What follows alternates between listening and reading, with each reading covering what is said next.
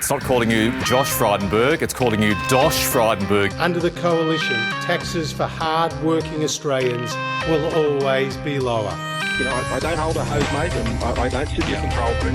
They're answers that only can come from Victoria, I'm afraid, because that's not my job. But I ain't spending any time, though, because in the meantime, every 3 months, a person was torn to pieces by a crocodile in North Queensland.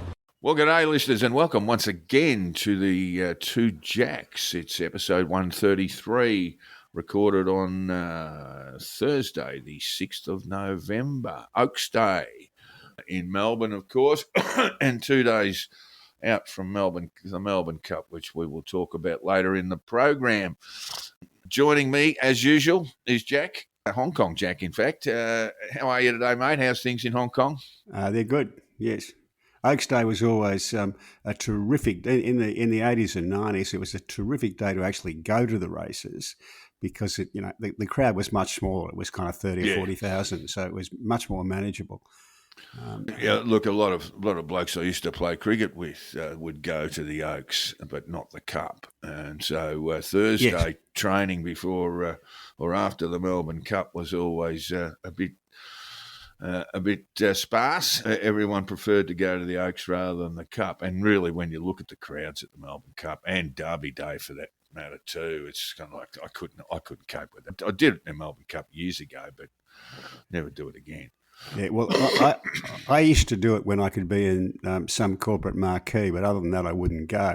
There was a memorable Oaks Day when I was doing litigation, when we were in court and we were the next case up. Right, we knew the case in front of us was going to finish in with the next case up, and the judge calls our case on, and he says to the barristers, "Is this going to be? This is going to run for 3 days. It is going to be able to run all day, isn't it? There's not going to be any delays." And our barrister said, "Well, Your Honour, we're ready to go, absolutely ready to go, but we might have some problems with witnesses." Right? And the judge says, "Problems with witnesses, I don't like those." And opposing counsel was happy to go along with this, and he said, "Shall we say 10:30 tomorrow?" Right? And the thing was put off. And I tell you, within 20 minutes, all of us, including the judge, were in taxis heading towards the track. All right. Well, we better move on. We've got some very, very lot of big news going on. The National Party has abandoned net zero. Things are going from bad to absolutely appalling for the coalition. In a piece in the Australian today, Dennis Shanahan called the opposition, the coalition, the worst he's seen in 40 years after a horror question time yesterday. As Dennis goes on to say, Susan Lee's opposition parliamentary team is the worst I've seen in more than 40 years watching from press galleries, and their failure is only making the Liberal leader's precarious position worse. Specifically, he addressed that Lee's biggest supporter, Alex Hawke, seems not to understand parliamentary procedures. There's been some amusement around the member for Goldstein's inability to understand parliamentary procedures.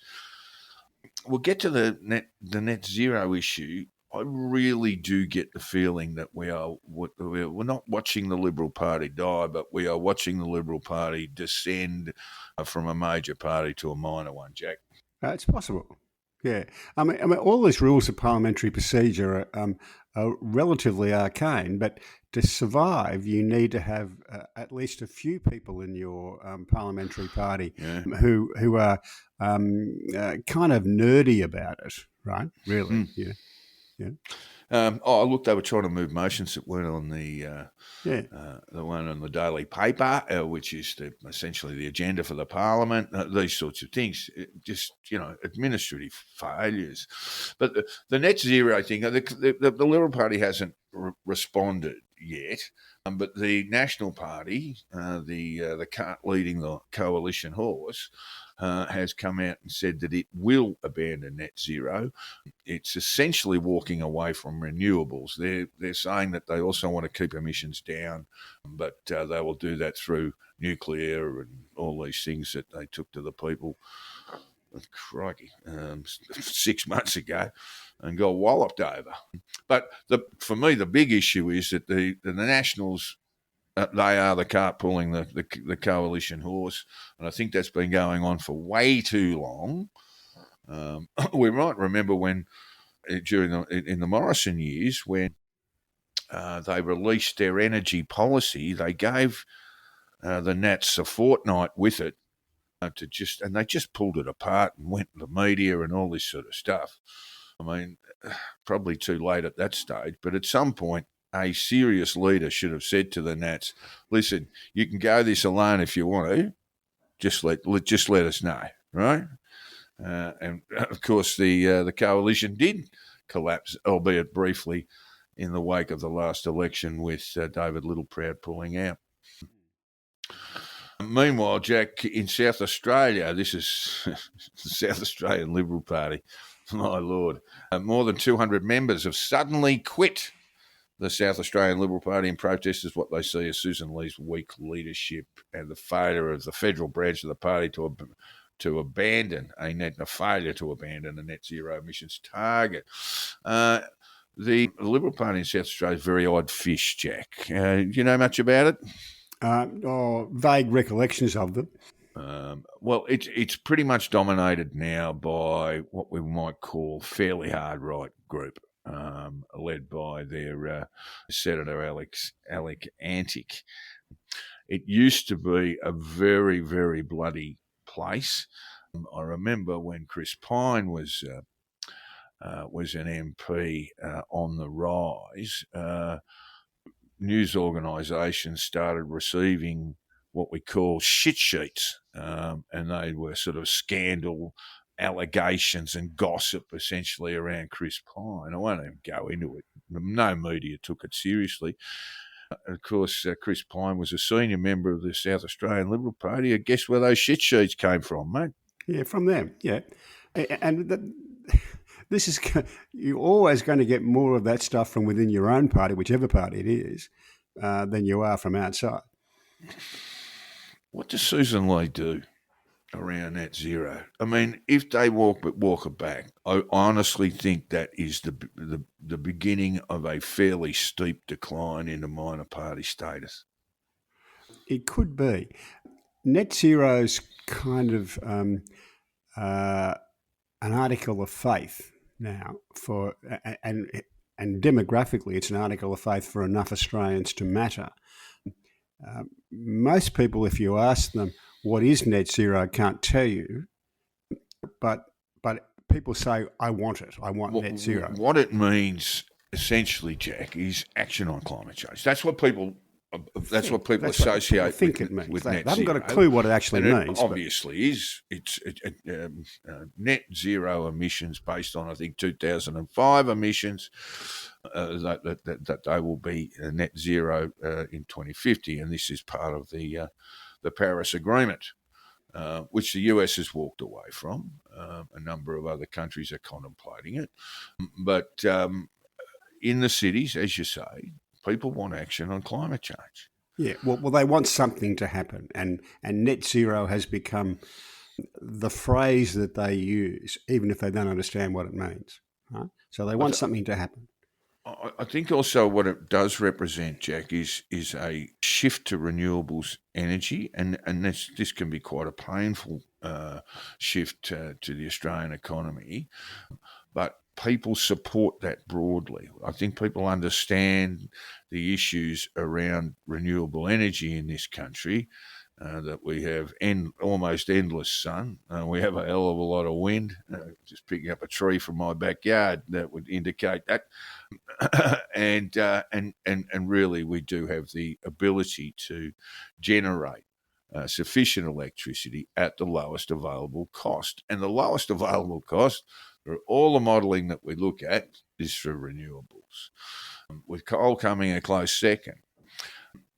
Now, the Nats have given it away, but I would make a very sound argument that the Nats are not in the thrall of the pastoralists anymore. They are in the thrall of the mining community, the mining industry, who want to just eke out their coal mines just that little bit longer.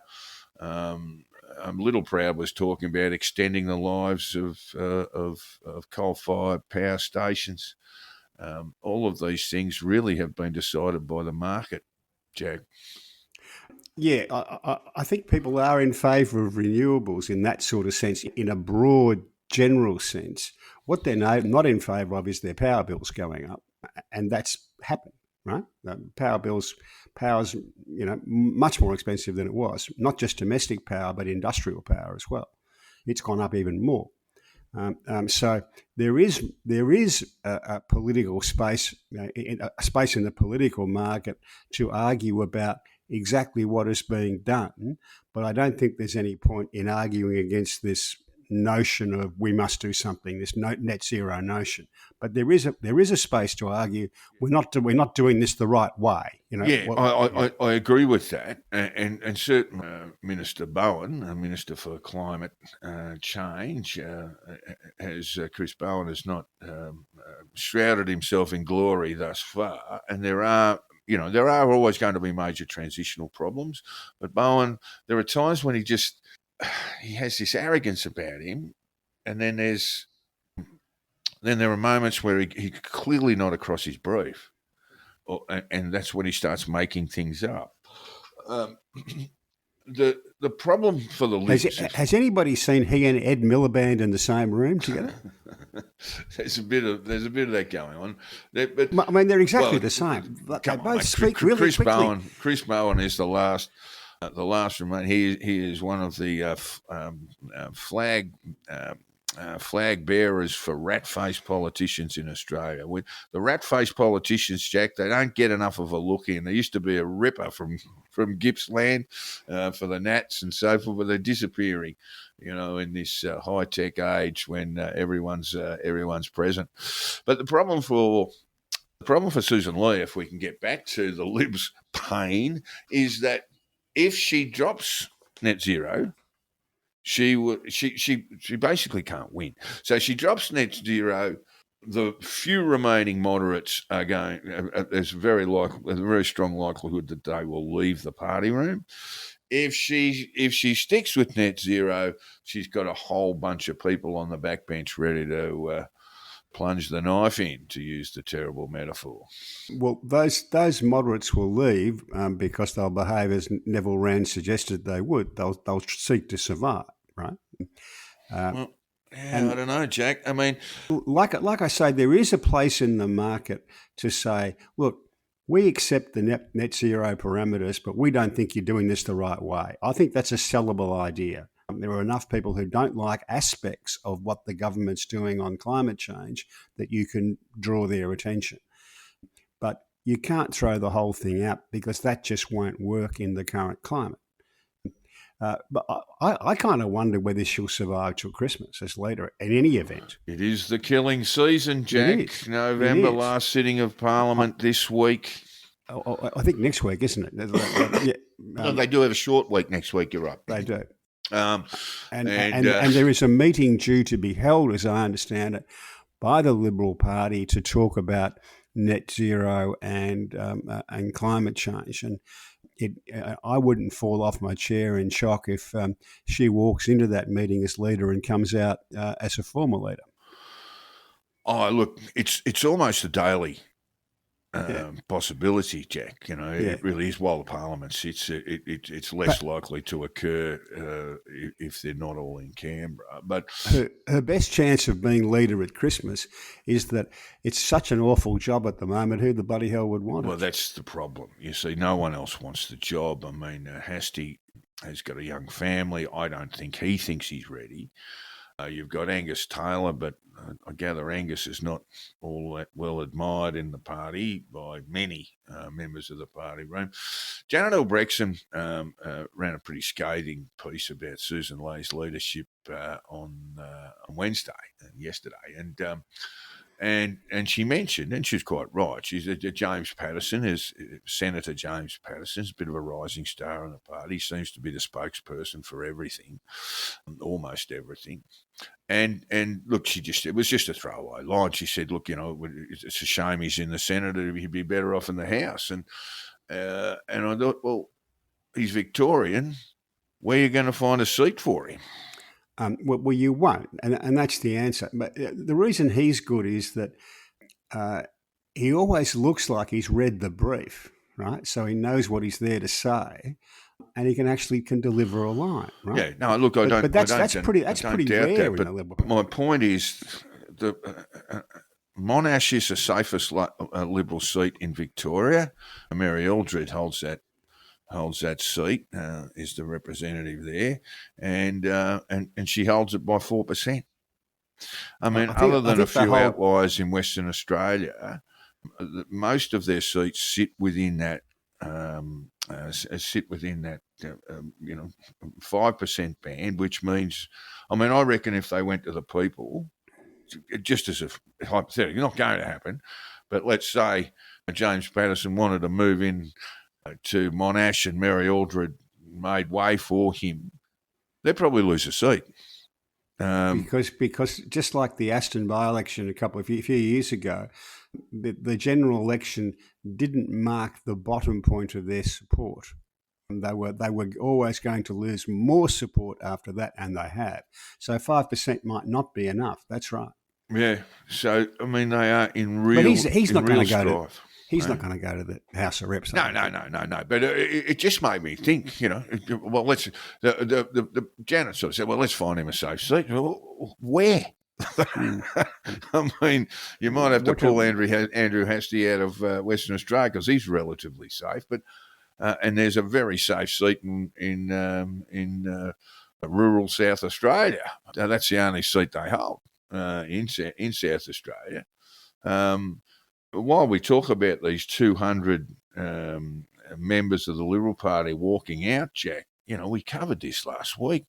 The polling on the South Australian state election is 67-33, in Malinowskis' favour.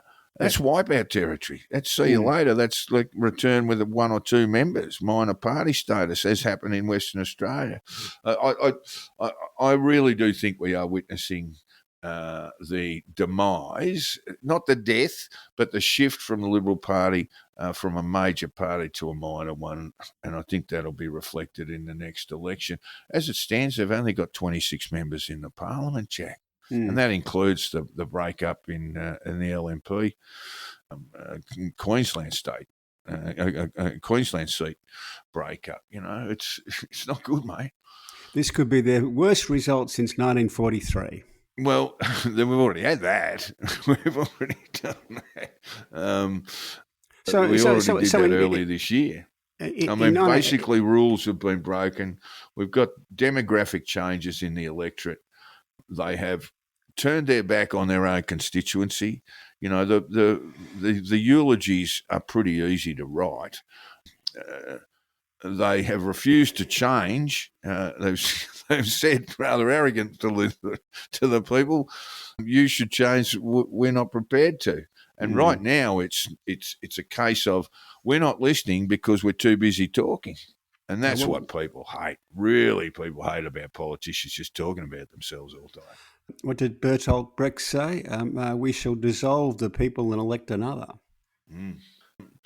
Well, something's coming. I mean, One Nation, I wrote about One Nation. Their polling's gone from, I think, just on 6% at the last federal election to about 16%. So that's a major rise. And maybe it's just a parking of a vote, a protest vote in the polls. But One Nation are making hay while the sun shines. They're setting up branches throughout New South Wales and Queensland. They're looking to drive their membership up, having that sort of base of volunteers that they need. And I think they offer the biggest threat, not to the Liberals, but to the Nationals, particularly in the sort of semi-industrial mining-based seats like Hunter, which Labor holds quite comprehensively, or a seat like Capricornia that Michelle Landry for the Nationals holds around Rockhampton.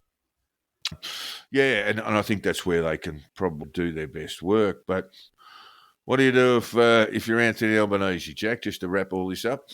Just before we get to there, 1943, they were in this situation. The thing was imploding. The coalition had broken down, I think Billy Hughes had come back to be temporary leader of the United Australia Party, which was the Liberals' predecessor.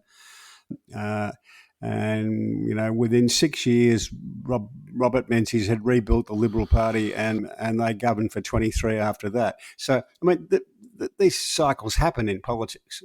Yeah, there are cycles, and then there is oblivion, and no political party. And the UAP went into oblivion, right? It ceased to exist. Right. I mean, it ceased to exist. This is kind of what's on the cards.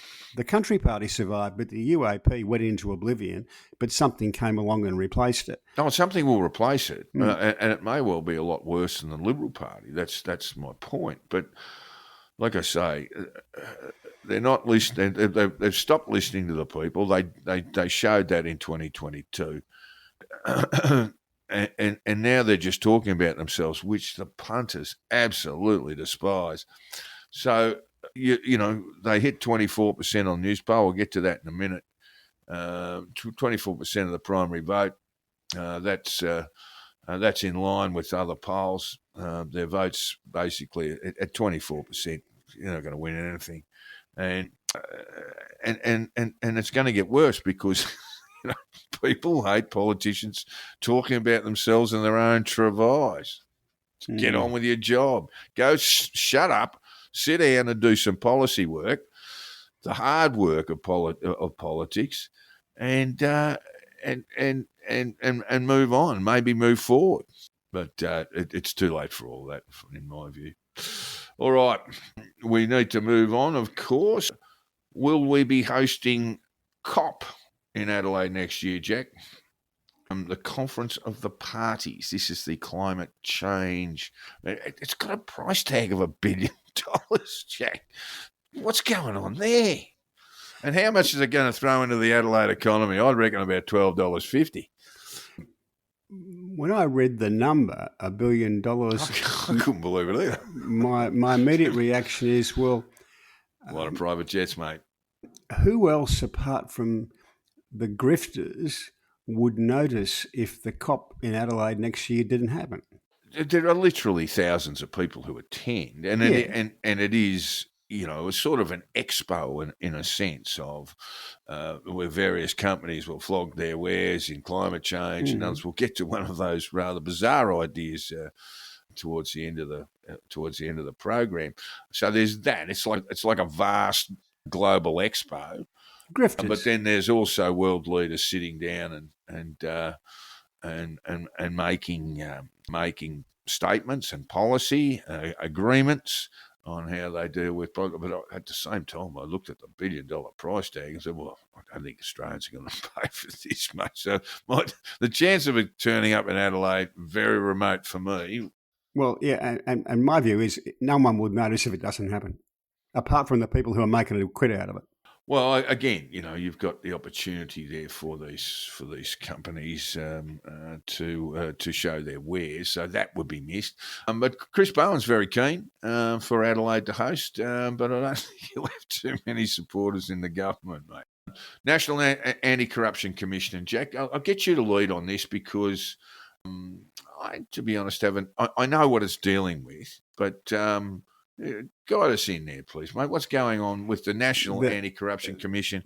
For those who want an ICAC type construction, be severely disappointed. The NAC, you never hear from them. No. Not a word. Take us on. What's going on there?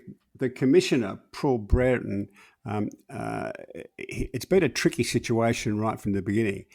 He's in the Army Reserve, and has been for a long time, and the government have been using him as an advisor on the war crimes from Afghanistan inquiries. You can't do both. And you can't do both. That's right. So he's now had to step aside from anything that's at all defence related, and that will now be heard by a deputy commissioner.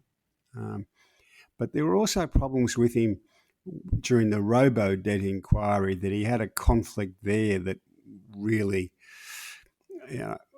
I suppose you could say it was adequately resolved, but not everybody's convinced about that. it's just not a terribly well-designed commission, nor is ICAC for that matter. Don't. Look, if we had ICAC, I keep telling you, if we had an ICAC in the film, we'd have perp walks, we'd have so much fun. Yeah, I don't know why you're anti-media, but look, this operates largely in secret or in private or in camera, and we don't get the joyous scenes of having someone wander through a sea of media, pulling the old grimace while they walk through trying to smile. It wasn't SBS a good appointment. has been running a documentary, a docudrama on the shenanigans around RoboDebt, Jack, and it's quite compelling. I'd call it a documentary, not a docudrama. That's quite wrong. And I look at that and go, how come people aren't in jail over this? How come there have been no criminal charges over this? Part of that, I think, is because a hell of a lot of what went wrong in RoboDebt, and I watched quite a bit of the commission on the screen. Yeah, were errors of judgment rather than criminality. Very, very, very poor judgment. Shockers.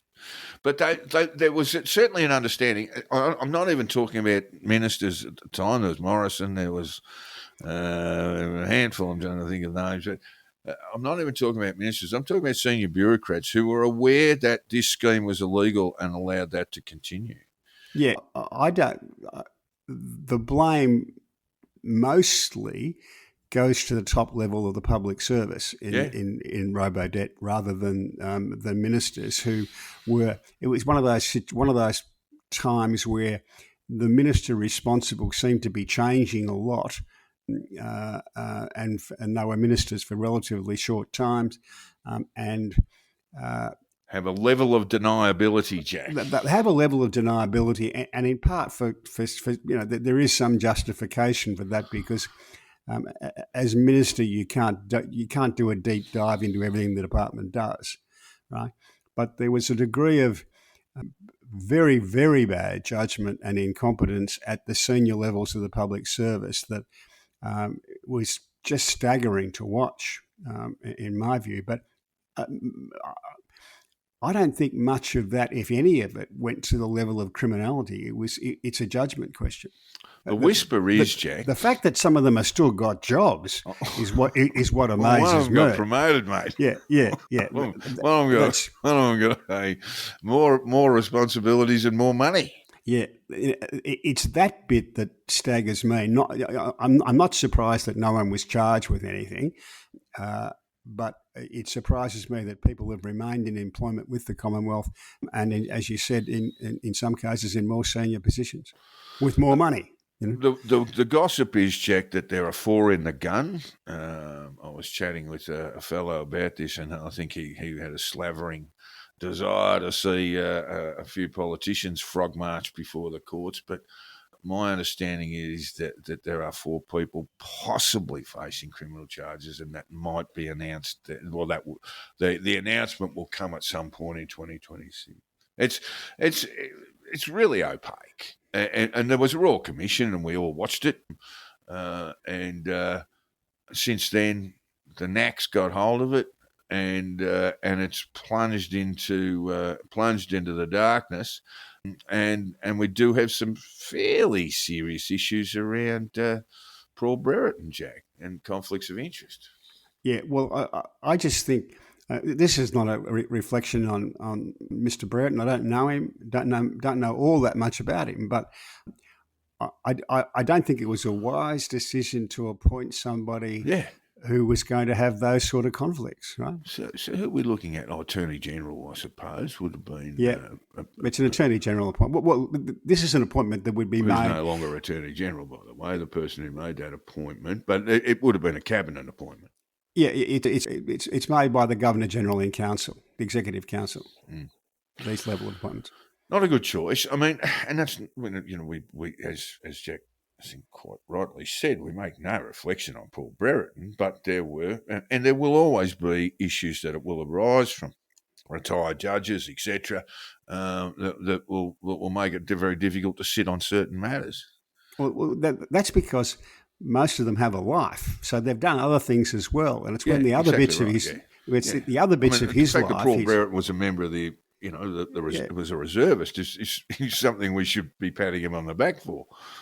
Yes, but perhaps we shouldn't be appointing him the commissioner. Yeah, exactly right. Okay, all right. You're going to have to help me out with this one too, Jack. I looked at this. This is the story, folks, about the Bureau of Meteorology and their new website. I use their app regularly because it's sort of storm season around here, but I use it pretty regularly anyway. And look at the radar. There's no change as far as I can tell in the app. I went and had a look at the website, and I can't see much change there either. But there was a bit of a barney there with. In Queensland, there was a big storm, I think, southeastern Queensland, Jack. Hailstones and severe winds and flash flooding. And I believe there were no warnings issued until the following day.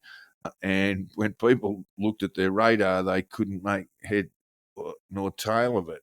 Tell me what's going on there. Yeah, well,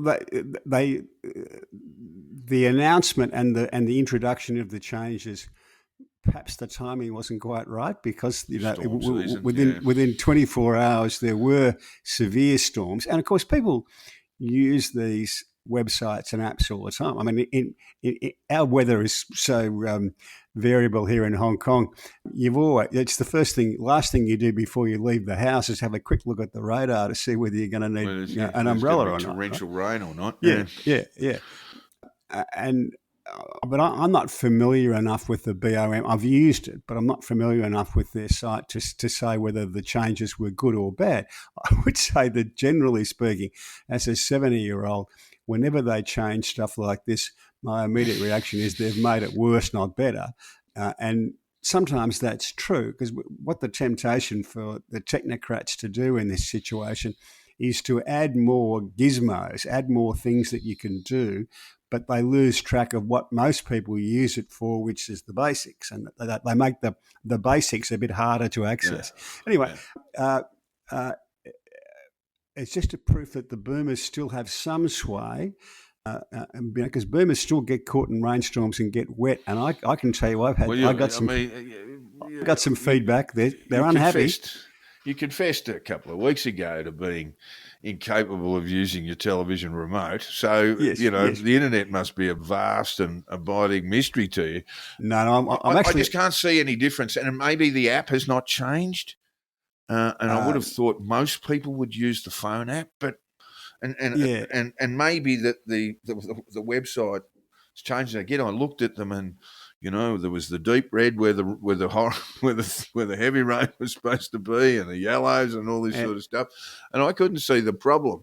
But the minister, the responsible federal minister, Queensland Premier David Crisafulli, gave the BOM a nice old slap down, and I thought, well, maybe it's just Queenslanders aren't the sharpest tools in the shed. But it turned out that Murray Watt dragged out the head of the BM for a kicking as well. Well, he's a Queenslander. He's a Brisbane lad. Queensland senator. And he called him in not for please explain. It was for don't bother explaining it, just fix it. Ritual flogging. Yeah. So the poor bugger who's the acting CEO of the Bureau of Meteorology was persuaded to do a piece to camera explaining what they were up to and all that kind of stuff, and promising to do better. And if you can find it on the net, I can't think of the poor chap's name now, and I don't want to defame him by saying it, but it's a masterpiece in what not to do, and you couldn't walk away without feeling a little bit sorry for him after watching it. He's a weatherman, Jack. He does. This is not part of his bailiwick, Yeah. Anyway, so Murray Watt, at least he can count. He must have run the numbers and decided, well, we're going to have to fix this. We're going to have to get a public servant out for a flogging. in other huge news, Jack, free solar power, free. It's all free. Australian households in 3 states will be promised access to at least 3 hours a day of free solar power. I love this story because there's nothing in this, right? The solar share offer will be available to homes with smart meters. You've got to have a smart meter, and if you don't have a smart meter, contact your electricity generator. And they, generally speaking, will install one for zip for free. But this will only affect those in New South Wales, Southeast Queensland and South Australia from July next year. There's a lot of details, needless to say, to be sorted out here. But they've actually, this is the bit that I really love. The government said Australians could schedule appliances such as washing machines, dishwashers and air conditioners and charge electric vehicles and household batteries during this time, which is all perfectly sensible. I don't know about the air conditioning. You might want to put that on when you need to have it on, rather. Well, like when you're present. Yeah, that's right. Not it's free. We better put it on. Yeah. While the house is empty, right? Yeah. And now look, you've just confessed to being a boomer, just dribbling with techno fear. How do you get on setting the washing machine to go off at a certain time, or the dishwasher, or indeed the air conditioner? I don't. The air conditioner goes on. I mean, it's very hot here, as you know, in summer.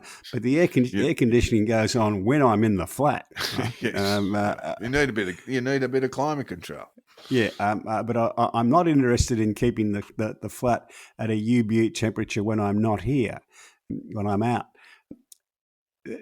In a sense, this is a typical Chris Bowen announcement. It's, there's details to be finalised. There's stuff flying everywhere, but when you dig down onto it, all they're doing, and it's not a bad thing, is attempting to shift some of the demand for electricity out of the high demand part of the day into a low demand part of the day, to even out the use of electricity, which helps them to deal with the problem of renewable dispatchability, right? So that's not a bad thing to do.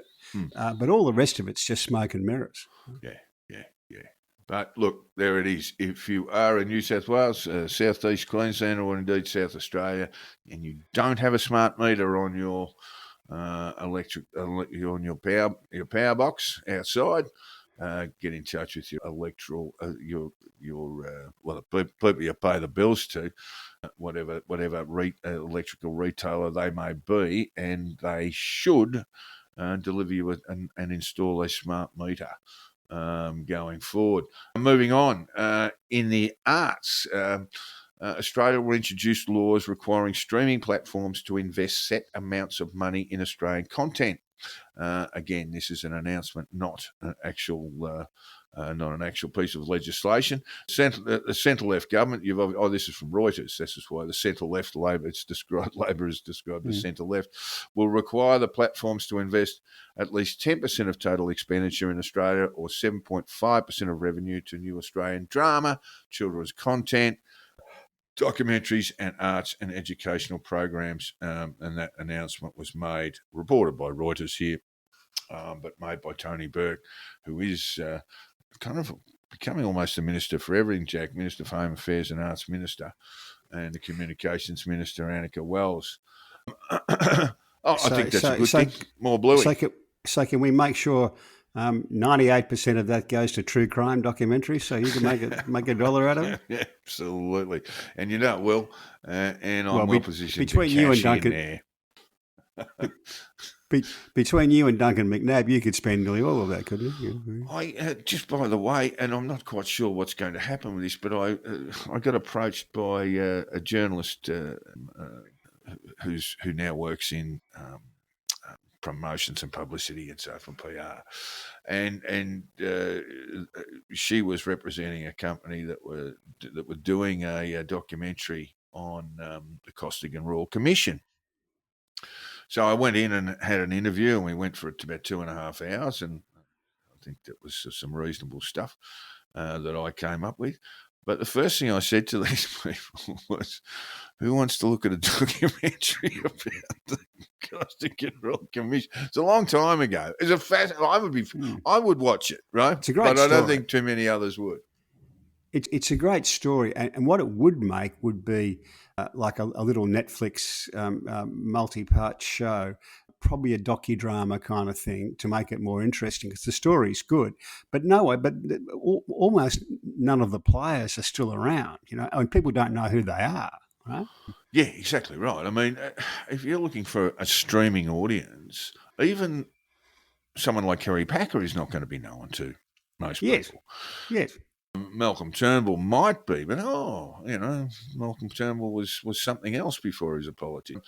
Look, my field of expertise, such as it is, was around the Patterson Dockers feuds and wars and their history. And I think there's plenty to be said about that. I mean, that's really, really interesting, particularly in that true crime genre, because it was a wild old time in the 70s whenever the Victorian ship painters, the ship's painters and dockers, would have an election, and indeed outside of elections, and there was a shitload of bloodshed, and there was a great joke about it. When you're a secretary of the painters and dockers, you had about 12 months to live. And one of them said, "We catch and kill our own," and he was murdered. Yeah, but it got out of hand when and we need to move on. But it got out of hand when there was a shooting in a pub, the old Mooney Valley Hotel in Fitzroy, of all places, Jack, where a young kid probably having a raspberry with his dad, while his dad had a beer, one of those rites of passage that you and I would have gone through. He was shot dead in ricochet from a ricochet. So. That's when everyone went, we've had enough of this. That was all one. And then, of course, Malcolm Fraser stood at the start of the Royal Commission, which he must have thought was the ultimate free kick into the trade union movement. But it turned out it flipped over quite considerably. Anyway, moving on. Core support for the coalition, as we mentioned earlier in the program, crashed to a record low 24%. How low can you go? The Liberal Party limbo. They were what were they, 33 at the election? Was it 31? I can't remember. So they've dropped down significantly since the last election, and as we mentioned also before, Pauline Hanson's pretty much more than doubled her vote if the polls are correct. And I think probably the startling figure, we've addressed the Liberal Party's ways, but the startling figure is you got Labor at 34. I think they're 34, 33. You've got it's 34, so it's less than 60% primary votes for the two major parties. Now that's been on a slow decline, fairly sharp decline for a long time. 2004 election, Jack, it was 80%.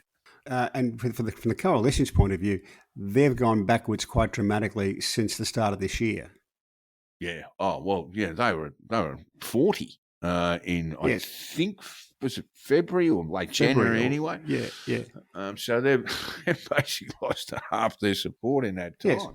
Yes. They were competitive on a two-party preferred basis at the start of this year. Yeah. There is quite a lot going on. It's very dynamic in Australian politics at the moment. Minor parties, by the way, with the exception of One Nation. Well, one thing that One Nation did do that we just want to briefly mention is their vote now exceeds that of the Australian Greens, according to the polling. Yeah. But what would it deliver to them, Jack? I mean, getting 16% of the vote probably in a sort of half-Senate election probably gives them maybe one or two new senators, not much else. They really need any of these minor parties, including the Greens. They need lower house representation. Yeah, what happens to the One Nation depends upon what happens in the space that's now occupied by the Liberal and National parties, right? If something credible comes up, One Nation will kind of disappear, right? But if something credible doesn't come up, in the meantime, they will have they'll hold a position something like the Australian Democrats used to, with a bunch of senators and not much else. Well, you've included this in our little script today, and that's Andrew Neil's piece, and he's talking about the future of centre-right parties around the world, and he's pretty much saying they don't have one, Jack. I'm not a huge fan of Andrew Neil, but you just want to give me the gist, or give our listeners the gist of what he's saying there?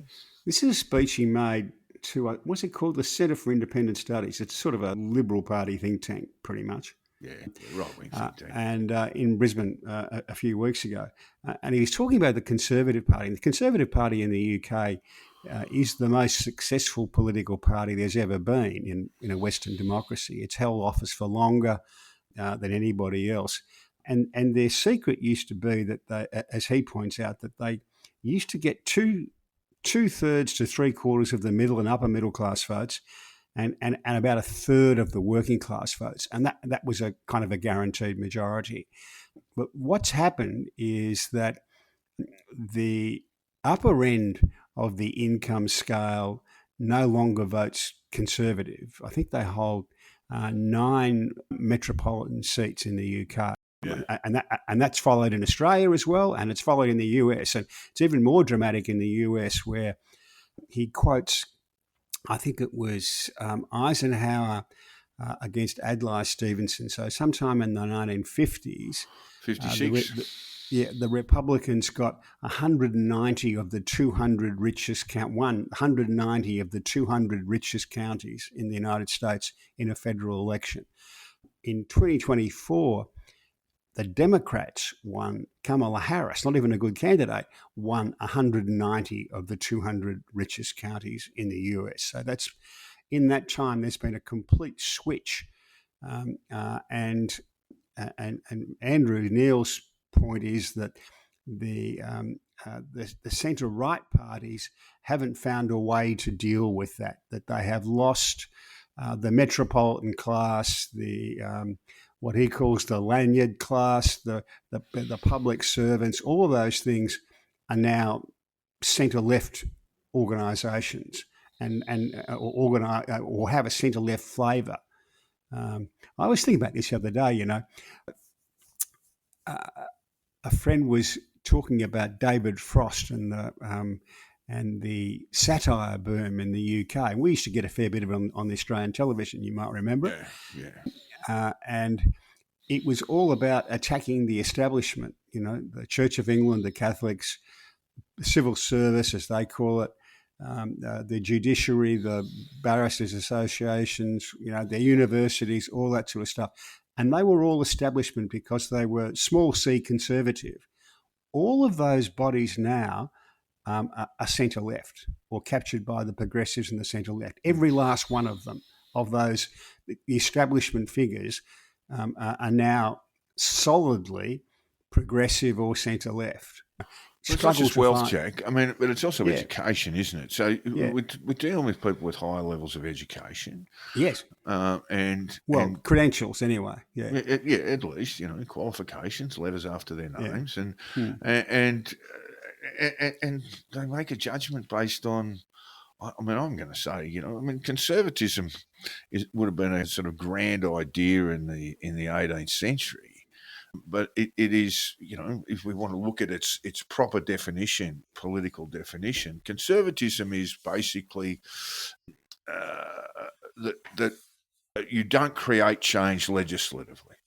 That change may occur organically in your society and you will deal with it as it comes up, but you don't actually get out there and create change. And I think there's a lot to be said that the world was imperfect, a long way from perfect in the 18th century, 19th centuries, etc. I wrote a little bit of a piece there about the Great Reform Act of 1833 in the UK, and it was a wonderful thing. This allowed essentially the middle class to vote. It sort of ignored the working classes. It's sort of like, they're a waste of money. So, but it allowed the UK to have a broader political representation or a broader participation from from voters, allowing the middle class to, and thus the UK was spared the sort of revolutions that occurred in the 19th century in places like France and Germany and elsewhere. And so it was useful, but it was very, very limited. And of course, the following year, the UK, I think the Great Reform Act was 1832, 1833, the UK banned slavery, Jack. So, I mean, these things are great contrasts. And I guess the progressive view then would be utterly repugnant to progressives now. I mean, when slavery was banned in the UK, slave owners were compensated for their losses. Mm. Well, as to be fair, as a way to get that through Parliament. Yeah, well, there was we talk about conflicts of interest. The Prime Minister at the time, William Gladstone, his father was a massive slave owner in Jamaica, yes. and got a nice little sling out of it. Well, that was the only way the thing was going to pass the Parliament. Yeah. So, but the other thing, Jack, in terms of progression, and I'm probably just getting quite a bit off the topic, but 60 years later, Australia comes up with a constitution that enshrines compulsory voting, preferential voting, and an independent oversight from an electoral commission.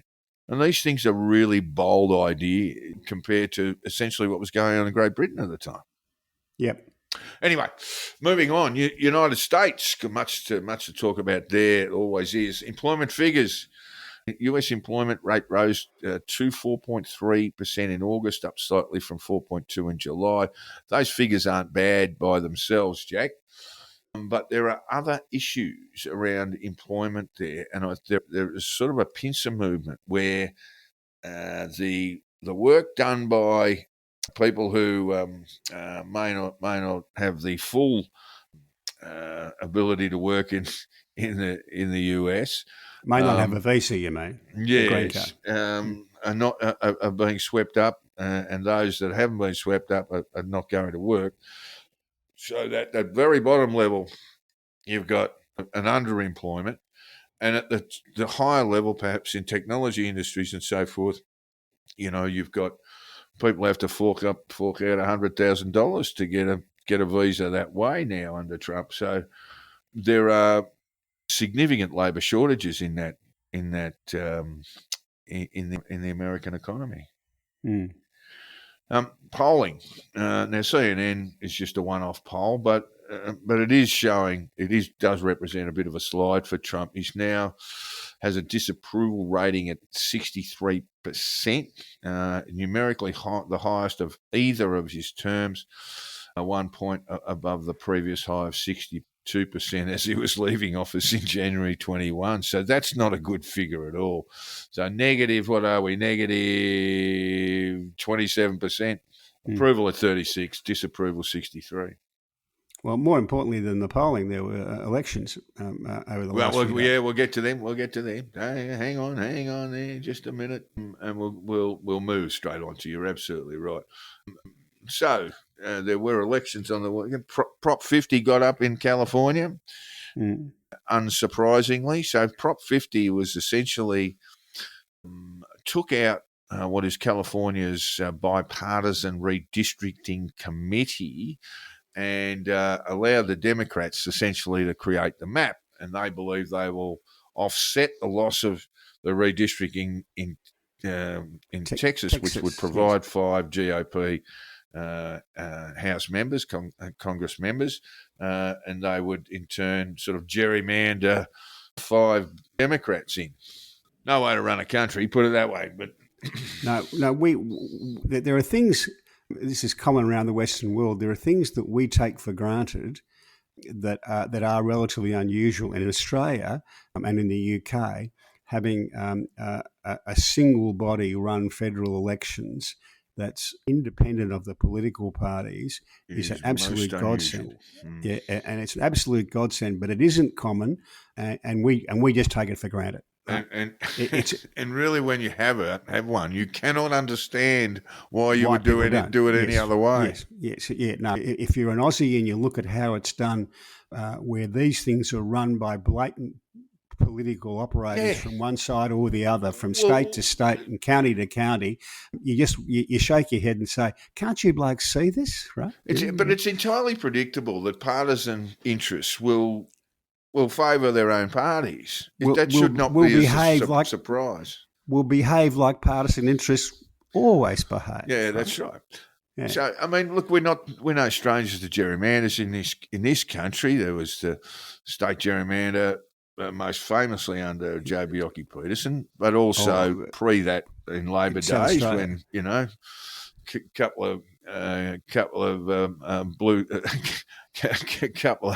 couple of Irish setters and a family might be amount to an electorate. But all those things have been adjusted. The independence of those state and territory bodies are now exempt. And, of course, Whitlam, when he came in, had the AEC legislatively just address the issue of one vote, one value. So we've got these things sort of intrinsically locked into our election system. But in the states, it's all about who runs the states and to a degree local politicians. But it was more than that, Jack. As to the elections themselves, let me just say this quickly. So I sat up late last night watching all of the coverage of this. The areas that the Democrats won were areas that you would expect them to win, right? They're blue areas, and in particular, Virginia Pretty has overwhelming, though, Jack. Yeah, but just let me finish. But the win was overwhelming, and a couple of things stood out to me. Every single county that voted shifted a little bit towards the Democrats. Sometimes a lot, sometimes a little bit, but every single one, the arrow went that way, right? Yeah. Which is the reverse of what happened in the 2024 presidential election, where every single county shifted around the country. I think 90-something% of counties around the country shifted slightly to Republicans, or quite a lot to Republicans, as the case may be. So it's a complete reversal. This is from the BBC, just in relation to when Trump scored his decisive victory over Kamala Harris last year, he racked up huge support from Latino voters, and now Trump has seen a huge 14%. Well, Trump saw a huge 14%. A percentage point increase in support in the 2020 election. And while, of course, he wasn't on the ballot on Tuesday night, the winning candidates for governor in Virginia and New Jersey both had wide leads of around 30% with Latino voters. So, I mean, you would think that has a fair bit to do with the ICE campaign. But apparently, according to exit polls, if you want to believe them, Latinos, like everybody else, says we're not happy with the way the economy is going. Yeah, much more that than the immigration thing. But I just caution this about the idea of there being a Latino vote. It's volatile. If it's going to be, well, not just that it's volatile, but they don't make up a single unit. You know, there are all sorts of people who speak Spanish. There are Cubans, there are Nicaraguans. They're not all the same. They don't all have the same interest. You know, within itself, the Latino community is quite multicultural, if you like, right? So, and there are also differences between what Mexican Americans in the Southwest think compared to Cuban Americans in New Jersey or Virginia think. It's just they're not the same thing. Sure. But the results are pretty terrible for the Republican Party, but they're kind of what you would expect when inflation is still a bugbear. Cost of living always kills you at the ballot box. Yeah, and what must annoy Americans, you see, Trump was interviewed on 60 Minutes. I don't know if you saw the interview.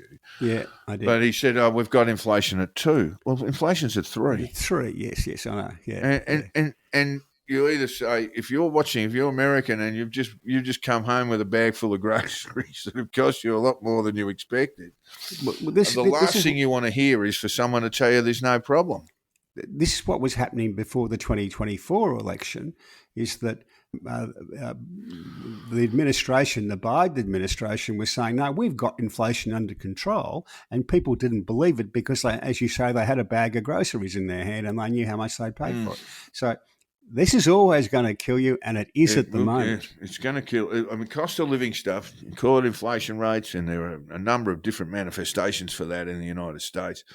Just call it the cost of living. If you're a Democrat, just talk about groceries, just talk about fuel, just talk about energy costs, just talk about jobs, and you can never go wrong. But instead, there's this kind of crazy focus around whatever Trump's doing. I get major news organisation emails in my intro every morning, right? Mainly from the Northern Hemisphere. And everyone consistently, with very, very rare exceptions, there'll be a Trump story. Trump. And it's part of the whole thing, you know, flooding the end zone. It's hard for people politicians, Democrats in particular, to have some focus, but they must focus on the economy and cost of living. This is why the New York mayor-elect won so comfortably. He said, I will reduce your childcare costs. I will reduce your cost of living costs. Whether he can or not is another matter, but that's what he's talking. He was addressing this stuff. It was at least addressing the problems. The Trump focus. I read this about the ballroom, which is not a terribly important issue, the ballroom, but one of the wittier comments was saying it's like Trump has the biggest laser pointer in the world, and all the media are cats, and wherever he points that laser, they race around and try and catch it, right? And you know, it is essentially a kind of failure of media, because they're well aware of this. This is the flooding of the end zone. This is this constant news cycle that's delivered from the White House to basically control the agenda. Meanwhile, Americans are sitting there paying extra for their food, for their rents, for their they'll be paying a little less on their mortgages, I guess. Some of them, and for healthcare in particular. And then I see Donald Trump seems to be blissfully unaware of economic figures, and I think there are people like Miller who come in and goes, look, you know, it's a 2%, call it 2%, all this sort of stuff. And I mean, it's very clear to anyone who watches that Trump has no idea what's going on in Middle America. And he's largely being sheltered from that. And that, I think, will be a massive mistake going forward for the Republican Party and for those associated with Trump in 2028. All right, kids. Well, in 2026, first of all, because we have midterm elections coming up next year. The midterms are going. I mean, look, let's be fair, Jack. I mean, if the Dems can't seize control of the House in midterms next year, they might as well pack it up and go home.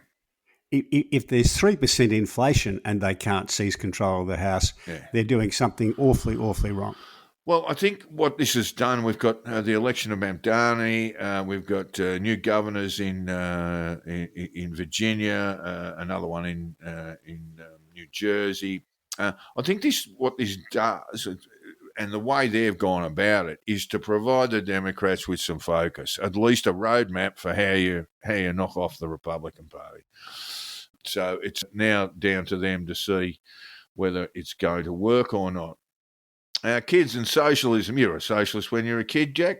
Absolutely. One thing that I wanted to talk about, I may be going off on a tangent here, is that when we look at the demographics in Australian voting, what we see from millennials now, many of whom are now in their 40s, Jack. Millennial is essentially defined as the people who had their first vote in the 21st century, so 2001, 2004, generally speaking, to maybe 2007. Those people are now in their 40s, Jack.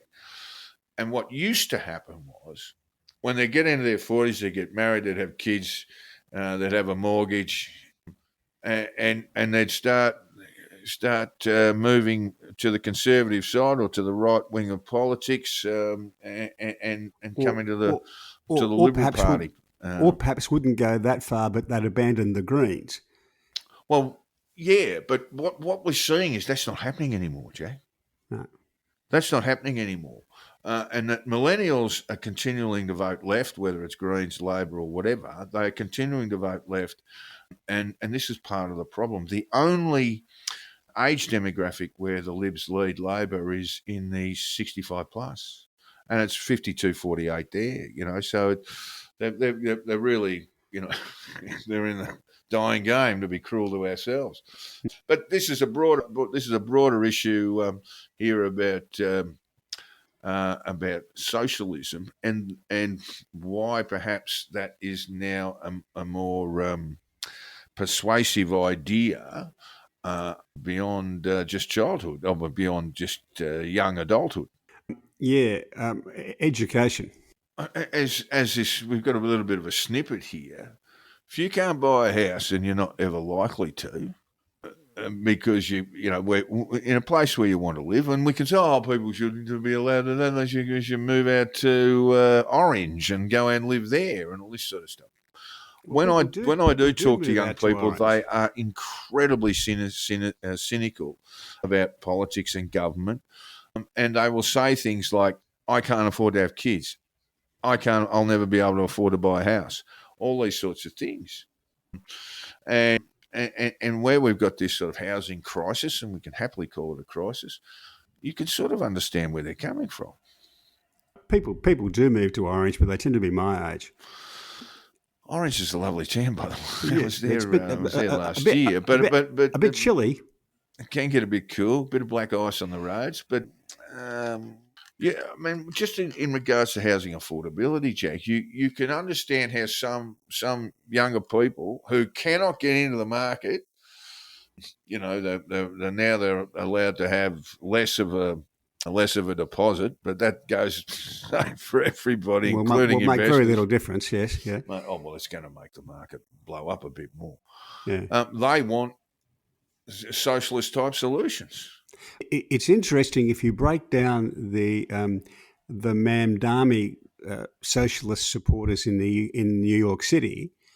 If you break them down by length of stay in New York, it's the new arrivals who are voting Mamdani. The old Cuomo comfortably won the people who lived in New York for 10 years or longer, which is in itself remarkable because they knew what a terrible person, a terrible candidate he was. Terrible human being. A terrible human being he was, and they still voted. His grandfather, the great reformer. No, his father was the governor before him, governor of New York. But I think. There was a Cuomo who was involved in mafia investigations going back to the 1950s.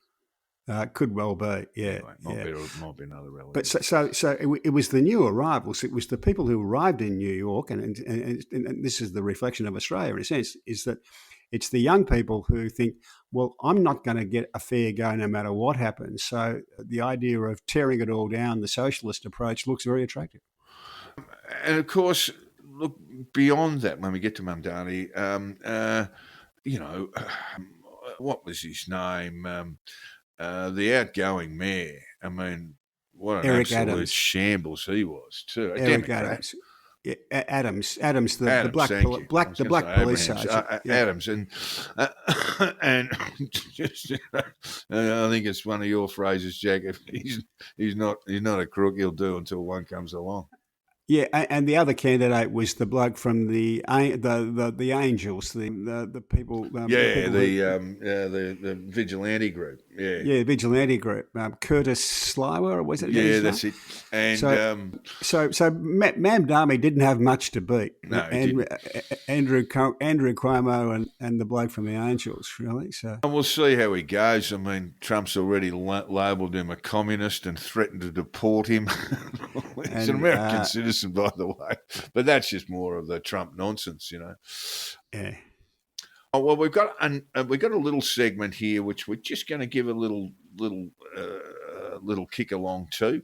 We're just going to call it News in Brief, which is just some things that have happened around the world that you probably haven't heard. It's not News in Brief, but it's news you probably haven't heard of. So I'll just run through it. And I'll just get a very brief comment from you, Jack, even, and you may not want to make one, but the first item is that 3 European firms will have come together with this, a Euro $6.5 billion space business to create a $1 billion space business to rival Elon Musk SpaceX. That's Airbus, Leonardo, and Thales are merging their divisions into a brand new thing called Project Bromo, Jack. Why not? Why not? He's dominating the market. There needs to be competition. There was competition initially in SpaceX's time, Jack, and that company was racking up space flights to launch satellites, etc., etc. They ended up going broke. Hungary seeks to avoid US sanctions to keep buying Russian oil. Are they likely to get that, Jack? No. They have to go, basically. The Germans are having a bit of a beg too when they meet Trump to say, can we have a little bit of Russian oil, please? Because Donald Trump has announced sanctions on the big Russian oil producers. Israeli-US startup, Jack, this will interest you, raised $60 million, which is peanuts these days, but they have got technology for sun reflecting technology to lower temperatures, which could disrupt weather patterns. That's the good news and the bad I've said very quickly there. I don't know how this works, other than I got a vision of an enormous umbrella over the world.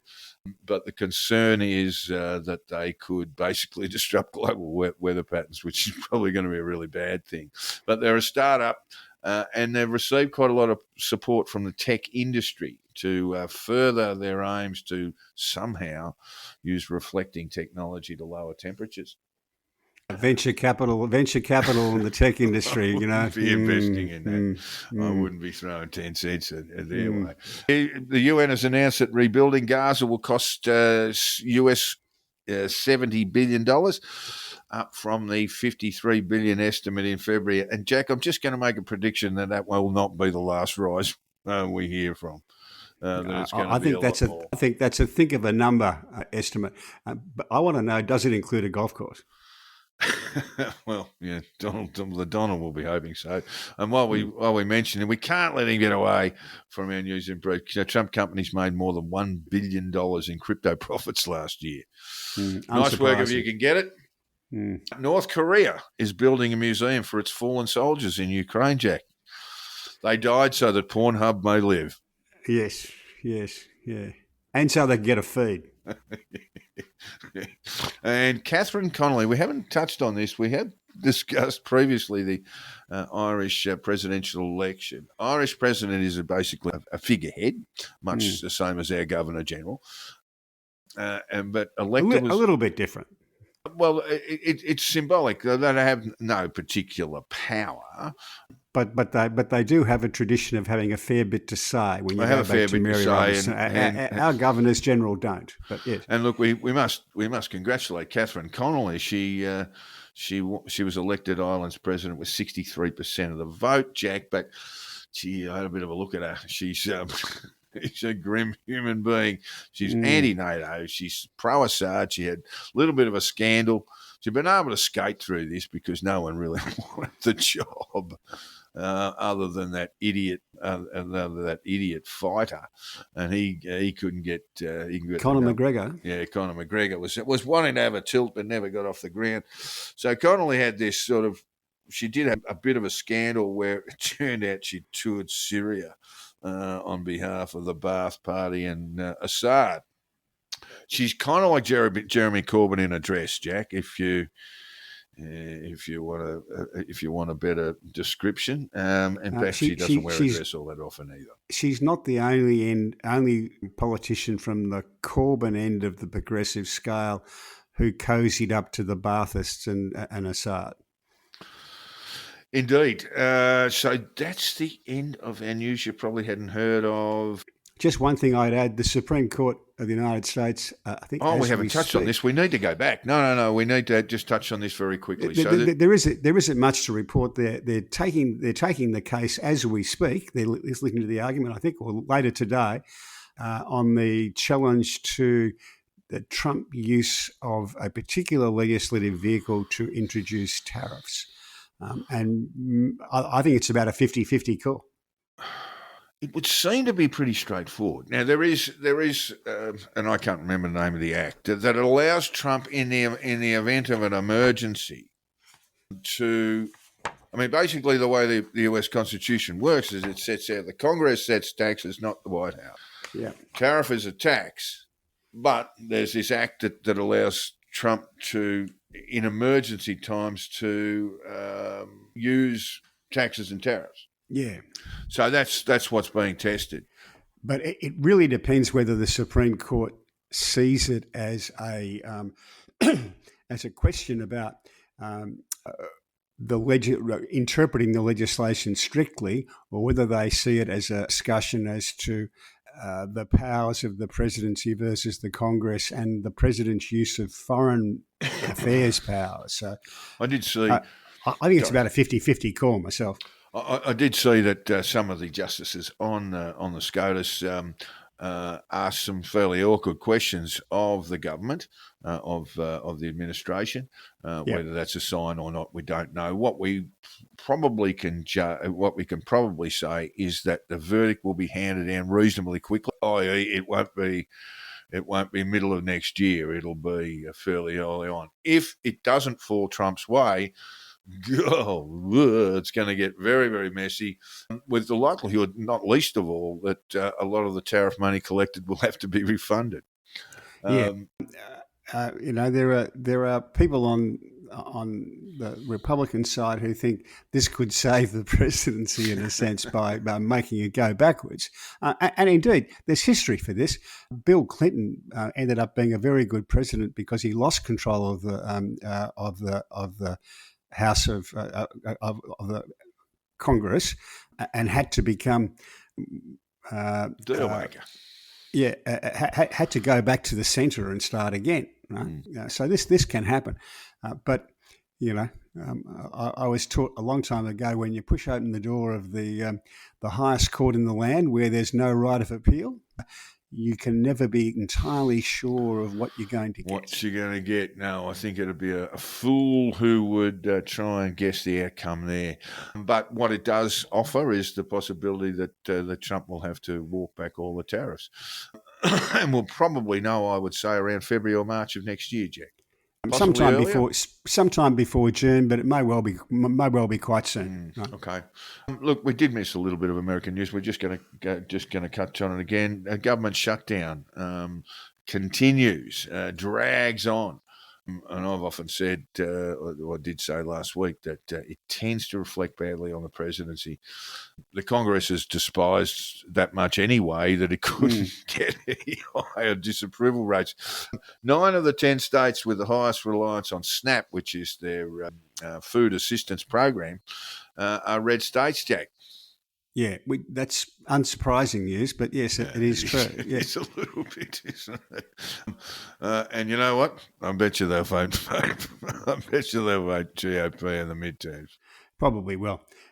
Look, it's going to get messier. Probably there's questions about whether the filibuster procedure, which requires important pieces of legislation and appointments to get to 60 senators rather than a bare majority. Whether that will go, I don't think it will.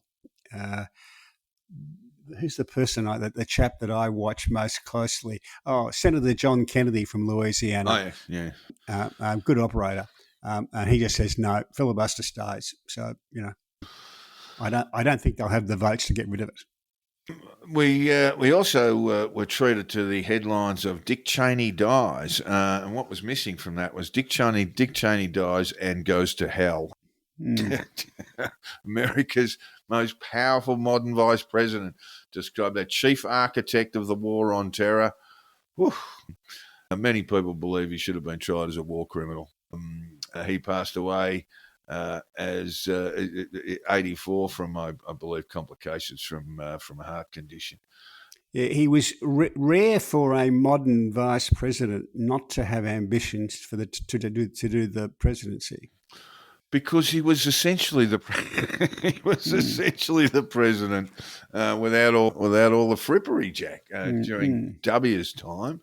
And speaking of W, he described him as a decent, honourable man. History will remember him as among the finest public servants of his generation, a patriot who brought integrity, high intelligence, and seriousness of purpose to every position. President Donald Trump, on the other hand, Jack, because Dick Cheney, while a Republican, had a fair bit to say that was distinctly unpleasant about Donald Trump. President Donald Trump branded him a coward and the greatest ever threat to the Republic. But that goes back before his death. And flags were lowered to half-mast, Jack. He didn't make that remark this week, I think. No, that was made some time ago, because Cheney has been a frequent critic, and the flags were at half-mast, Jack, but that's only because they had to be. It was required. All right, we're now moving into sport, Jack. Now, I think it's time for a humbling apology from you. Half yours did, in fact, salute at the Ledger on the first Tuesday in November. Jack won the Melbourne Cup. I got that wrong. I'd watched the Caulfield Cup replay, and I still thought I didn't think he'd finished it off at all well, but there you go. He did stay the 2 miles and won easily. So fantastic ride. Fantastic. Yeah, 11 out of 10 the ride. Yeah, because if you remember, half yours got out early. He was in the top 2 or 3 after about 300 or 400 metres run, and it's kind of like not where he wanted to be. So she was able to ease him back, put him to sleep, as race fans call it, but it's a lot harder than that. Just basically control his pace until he was ready to go. And then I think she said, finding a gap wasn't hard because he was just going to burst through it, and he did. So explosive speed. We've talked about the connections. There's a Ballarat publican who'd be a happy boy. Paul Farley, we've mentioned, who has got 10% of the horse. And Paul was a victim of clerical abuse, had lived a difficult life, and I was just absolutely delighted for him. And one of the part owners, I saw an interview with him after Half Yours won the Caloundra Cup back in June or July. He had a chat to the jockey and asked the jockey, do you think it would get the 3,200 metres? And the jockey was a Welsh jockey, Ash Morgan, said, yeah, no problem, all day, every day.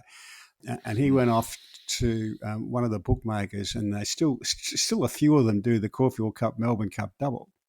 And he got 254 to 1. Yeah. And had a nice slice of that. So well done. Good luck to you. Yeah, well done. Well done to the McAvoy, father and son trainers. I mean, the horse was originally purchased for over $500,000 and then sold essentially to the McAvoys and a consortium of, I think, about 10 or so people. Picked it up for a song for about $310,000, I think. And yeah, this was when Cole McKenna died. He had a lot of shares in a lot of horses, and they had to tidy up the ownership arrangements. So they put up quite a few horses onto a digital sale, and this was one of them. Well, it's just been nothing but successful. So what did it win? $4.5 million on Tuesday, won $3 million in the Caulfield Cup, won the Caloundra Cup. I think it placed in the Turnbull Stakes. Probably the best part of $11 million worth of earnings now, just in the last 6 months, four won months. The naturalism. Yeah, and the ride was fantastic. And a lot's been quite properly made of the fact that Jamie Mellon, is a woman. But I would just say this about her as well. She's in the top rank of riders, whatever the sex is. I mean, Michelle Payne was a good rider, but not in that top rank. Jamie Mellon is. She's a top rank rider. Very modest. Very modest about her achievements. That's what I like to hear. Because it was, as you say, just an absolutely glamour ride. Before we leave the Cup, it's 2 years ago, mate. She had a terrible fall and was considered that she wouldn't ride again. Yeah. So One thing I was just say about everywhere. the cup is that the nup to the cup thing seems to have, the anti-cup thing. Peter Fitzsimons and Mark Carlton are still leading it, so it's probably going to doom it anyway. But that seems to have died a bit of a death. Well, I think what the VRC wanted least of all was another death on the track, and that didn't happen. I think Buckaroo finished last, got finished the race, and I think the worst we had was a bit of a blood lip on half yours, a bit of a cut to the lip on half yours, but it was described as nothing to worry about. Gee, you would have been in good nick to have found the exotics, the pick four and the trifecta. Paid a fortune.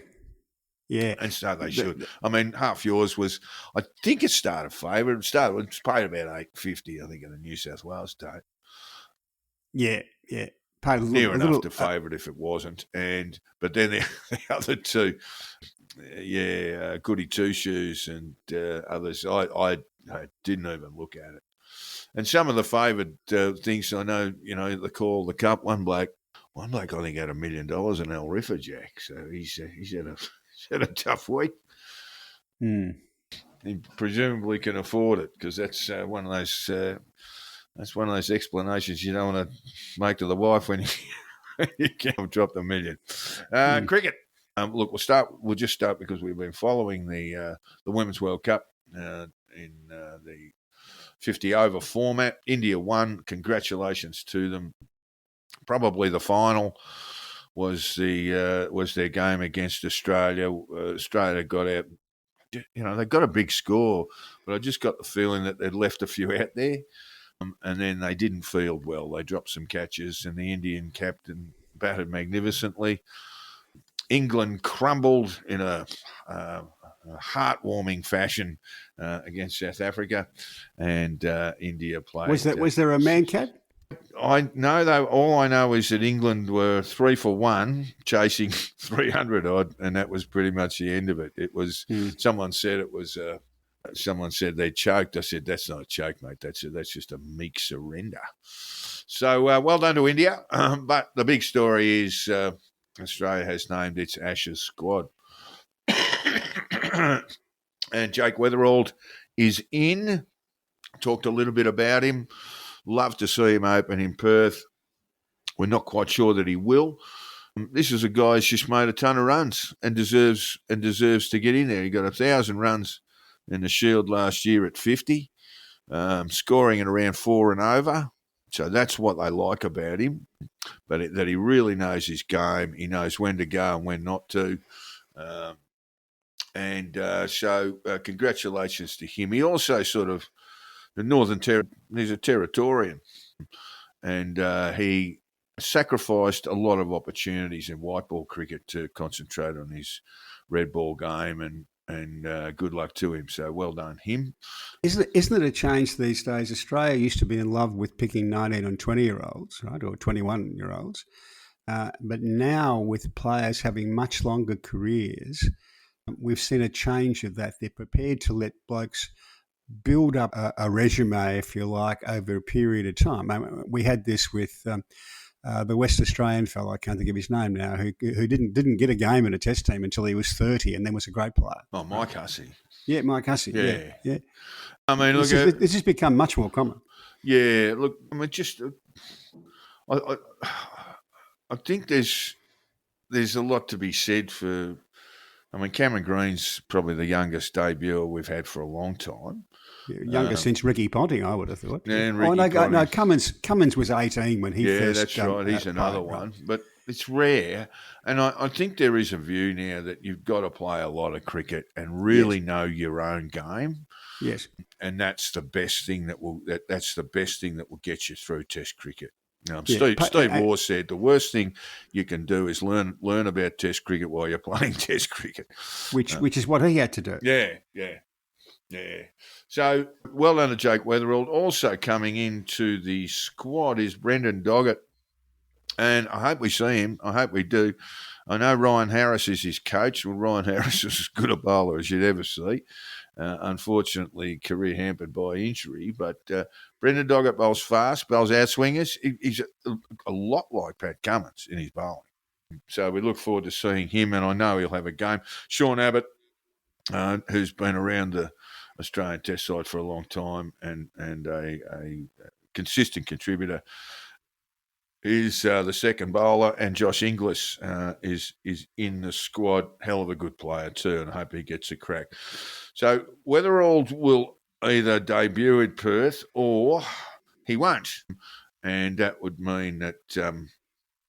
And this is all dependent on Cameron Green bowling 15 overs in the Shield game between WA and Queensland, which starts early next week. And if he gets through the 15, Weatherall will come in. Weatherall will open with Aussie, Marnus 3, Smith 4, Head 5, Green 6, Carey and the bowlers, which is a pretty good batting lineup, mate. And now if Green can't bowl, and of course Bo Webster would be terribly stiff, but he would be the 12th man.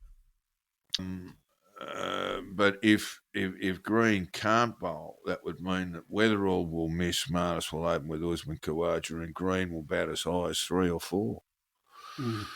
So we hope Weatherall in for me. And the other thing is that Cummins says he is tracking well to play in the second test at the Gabba.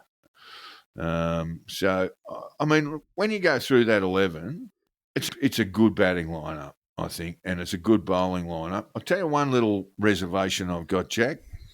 I've probably got a little bit of one about Usman Khawaja, who turns 39 during the series, but also Nathan Lyon. He's taken only a couple of wickets for a hell of a lot of runs for New South Wales so far, and maybe that's just the way of spin bowling, but you'd have to say he's not in great form, and he's no spring chicken himself.